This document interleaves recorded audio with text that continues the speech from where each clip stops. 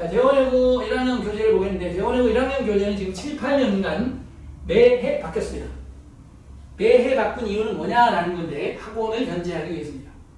대부분 어머니들이 가면 학원에서 첫 번째 듣는 거짓말이 뭐냐면 그렇죠. 퍼스트 라이 첫 번째 거짓말이 뭐냐면 저희 학원은 자료가 많아요 이렇게 되죠. 이 자료가 많으면 영어 뺀 모든 과목에 적용이 됩니다 실제로. 근데 영어는 대원외고 1등급 맞으니까 한영외고 시험 보면 4등급 맞습니다.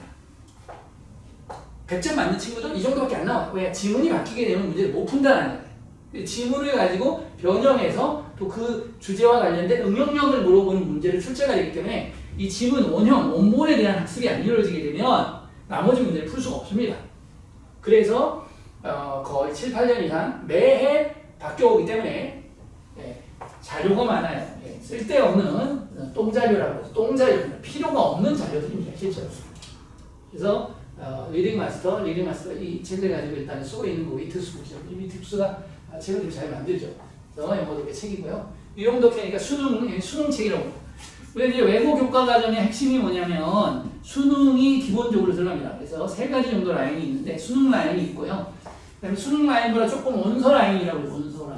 원서 라인을 쓰는 것도 있고 그 원서 라인 대신에 토플 책을 쓰는 경우도 있고 캡스 책을 쓰는 경우도 있고 뭐 이런 식으로 라인들이 잡혀서 가는 겁니다.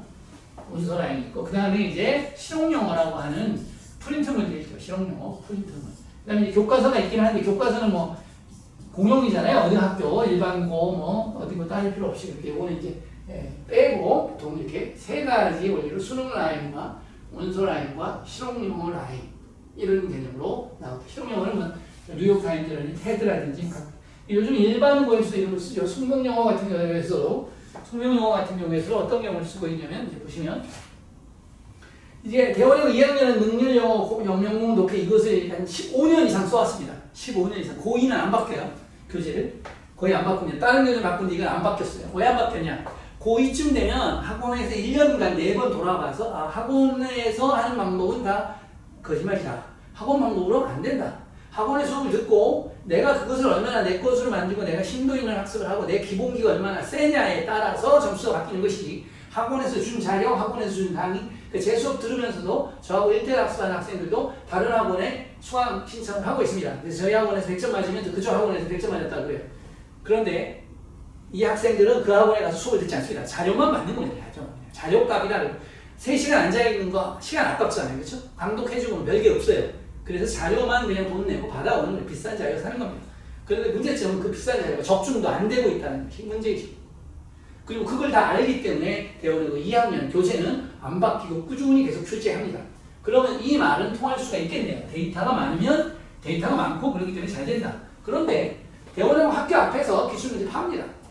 교실 뒤에도 기출문제가 버젓이 나와 있습니다. 그런데 그럼 기출문제하고 똑같은 문제를 선생님이 낼 거다? 착각이죠. 인터넷에 뜨겠죠. 작년 문제 똑같은 문제 떴다. 대원외고에서. 선생님들이 바보입니까? 절대 기출문제는 뭐다? 이런 정도의 이런 급으로 나온다의 예시이지 기출문제와 똑같이 출제되지 전혀 않는다라는 겁니다. 그래도 선생님 패턴을 알 수 있지 않을까요? 네, 대원외고에서 나오는 패턴의 문제는 지금까지 거의 비슷해요. 어디나 다 똑같고. 그렇기 때문에 그 패턴만 알기 위해서라는 것은 또 말이 안 되잖아요. 그렇죠? 그냥 보면 아는 겁니다.